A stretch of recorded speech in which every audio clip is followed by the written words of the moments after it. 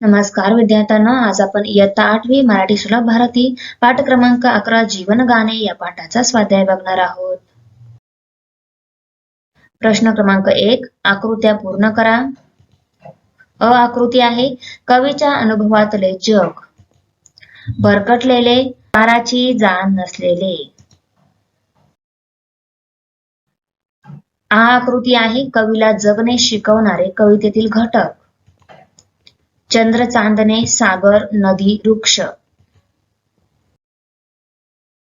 प्रश्न क्रमांक 2, कवितेच्या आधारे खालील तक्ता पूर्ण करा.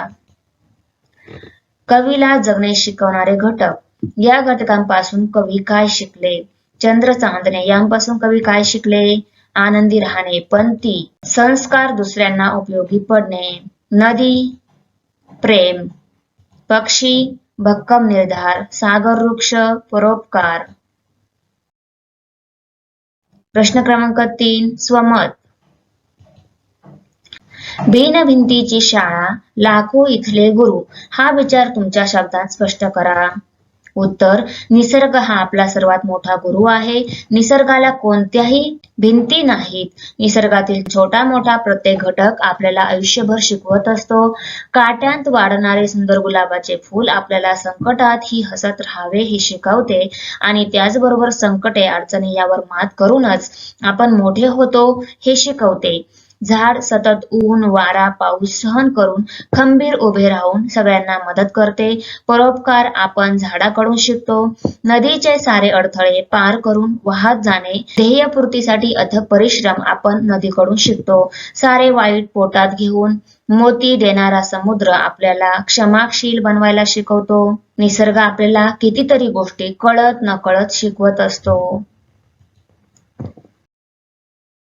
हा प्रश्न, दुसऱ्यासाठी घाव सोसणे या ओळींतील तुम्हाला कळलेला अर्थ.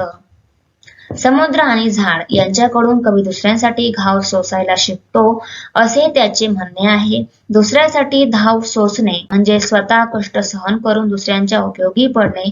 समुद्र साऱ्या जगाची घाण आपल्या पोटात घेतो आणि देताना मात्र शंख, शिंपले, मोती असा खजिना माणसाला देतो. स्वतः ऊन, वारा, पाऊस झेलते, मात्र लोकांना, प्राणी पक्ष्यांना आसरा देते. फळे, फुले, लाकडे पुरवते.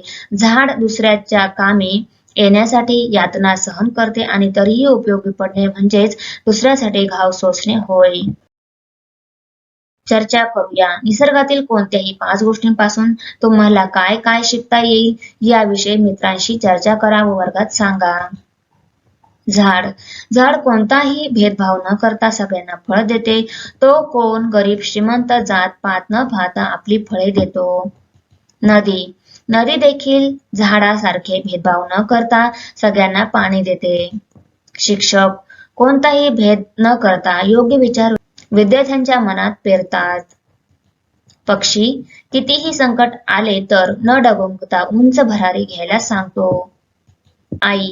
आपल्या मायेनं ती आपल्या मुलांना मोठं करण्यासाठी कष्ट उचलते.